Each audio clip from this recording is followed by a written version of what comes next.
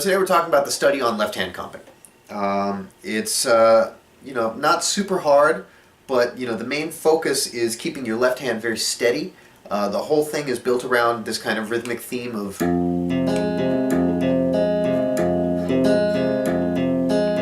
and it constantly moves between the two most common, in my opinion, the two most commonly used shapes, arpeggio shapes in the left hand, at least for me, which is the major or minor root shape,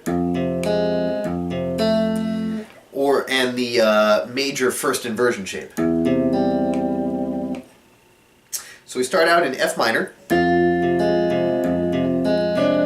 then right away we're coming down and we're switching to a C major in first inversion. And this is a really, in my opinion, a really common kind of like 1-5, like how the piano will do, like the very common 1-4-5 without moving. Well, this is the stick equivalent, in my opinion. Like that. And then we come back to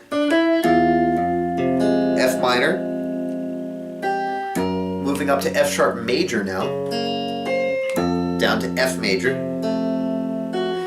back to the first inversion 5, the first inversion C, to F minor. Repeat that whole thing, except for this time on the turnaround, we're going to F7. We're going from, from here to this.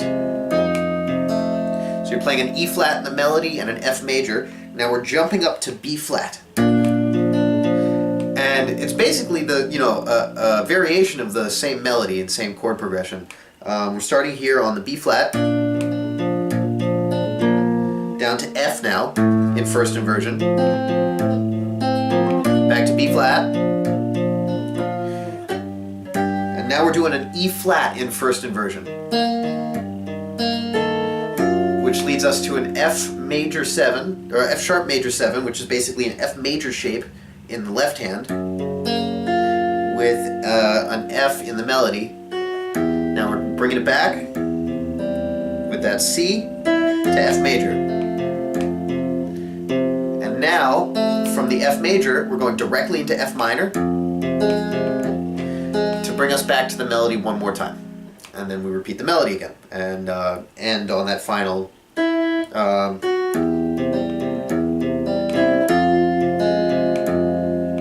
like that. So, a lot of the focus on this one is going into my left hand here. If I'm just doing the left hand alone, it sounds like this.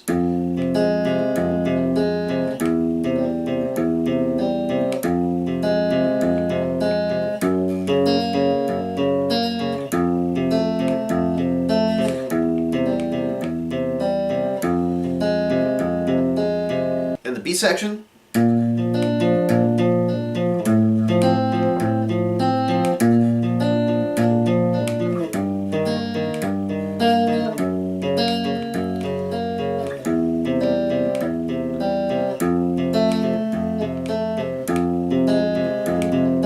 And then right back into the A section again.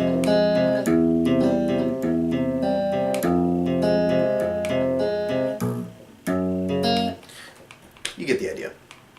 With my right hand, in the first section, I'm able to stay completely in one position, right? With my second finger on the F. Wherever that might be for you, and for me it's in the second quadrant on the 10th fret.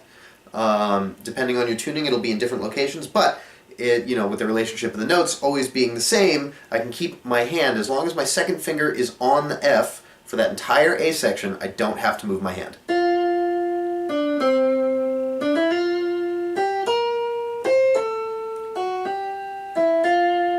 Right? It's just in the second time through, when I'm switching to that F7, I hit that with my pinky, and then I come and I switch to my first finger on the D in the new melody on the B section. But it's the same thing. Once I've got my first finger on the D, now for the most part I don't have to move except for here. Then when I do, I'm here with my first finger, and then I hit with my pinky on that A. And then I do, even though I could go 2, 3 here and do the stretch, I find it easier to reset myself by doing 3/4. And then I've reset back to the original position. So the goal with this is to really keep your left hand nice and clean as you can get it. And you know, it's this kind of like 1-5-1. Sorry, the 1-5-3 pattern, or you know, the low string, middle string, highest string, middle string kind of thing that's going on, is a really common stick pattern that happens a lot. You know, I kind of think of this like, it's almost like Alberti bass on the piano. You know, if I had done this,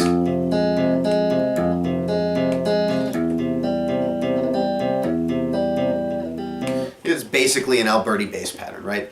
And you'll see this kind of stick pattern all over the place. I'm just kind of messing around with the rhythm of it a little bit to kind of give it a bit of a, I don't know what that swing feel, or not even a swing feel, but some sort of a different vibe, maybe a little Latin-y, who knows. And then I'm really putting, like I said, I'm really putting most of my focus into my left hand, and the right hand melody is kind of there to, you know, it's still, you still want it to be clean, but it's not nearly as intensive as the left hand, and it takes a lot of its rhythmic cues from what part of the left hand is being played, right? You know, that's right on the last note of the beat.